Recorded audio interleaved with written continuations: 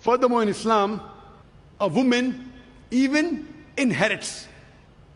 In many religions, the woman is not allowed to inherit. She does not have any share in the property left behind by her family members. But in Islam, the woman inherits. There are on many occasions where non-Muslims, they object and they say, fine, in Islam women do inherit, but why do they inherit half? Trying to say that Islam subjugates the woman. But if you analyze the logic behind it, you'll understand the wisdom of Allah subhanahu wa ta'ala, of our Creator, Almighty God.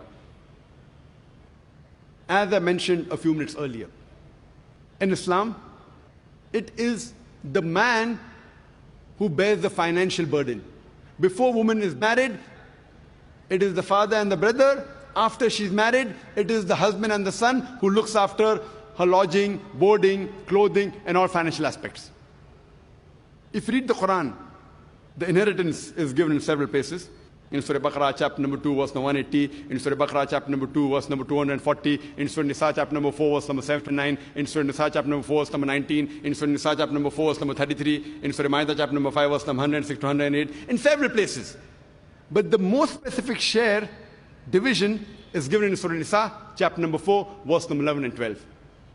Where it says that Allah subhanahu wa ta'ala has ordained that in what you leave your wealth for your children, the sons get double the share of the daughters. If only daughters, 2 or more, they share into third. If only one, she gets half. The verse continues. In what you leave for your parents, each get 1/6 if you have children. The mother gets 1/3 if there are no children. And the verse continues. In what your wives leave for you, you get half if there are no children. You get 1/4 if there are children. What you leave for your wives, they get 1/4 if there are no children. They get 1/8 if you have children. Don't confuse yourself. Go back home, open the Quran, Surah Nisa, chapter 4, verse number 11 and 12. Easy. I do agree that most of the times the women inherit half the amount what the men inherit. But there are occasions when they inherit equal. For example, 1/6 both for the parents, for mother and father, if they have children. But if they don't have children, mother gets 1/3. That means double than that of the father. But I do agree with you, as a whole, most of the times, the woman inherit half. Son gets double than that of the daughter. Husband gets double than that of the wife, most of the time. What is the logic behind it? The logic is, as I mentioned, since man is the person who takes the financial burden,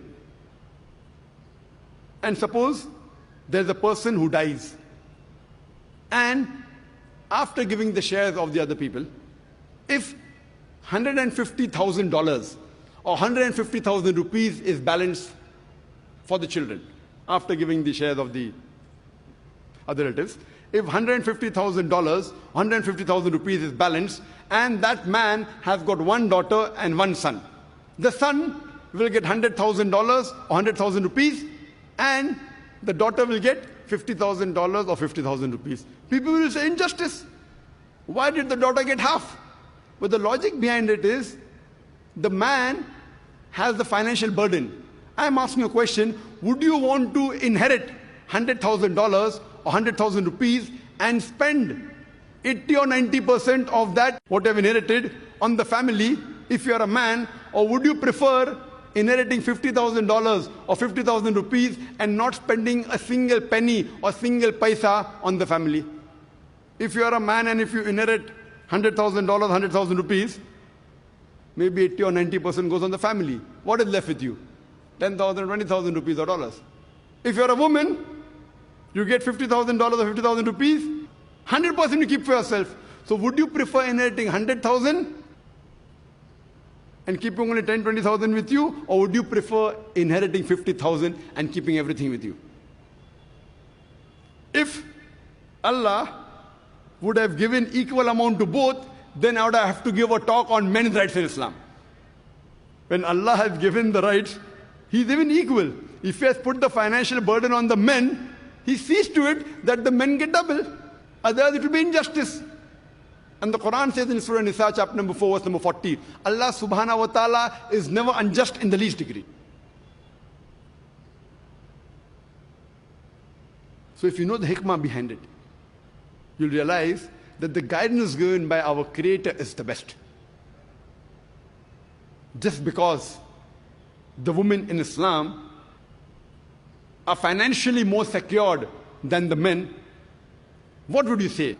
The women in Islam, are they protected or are they subjugated?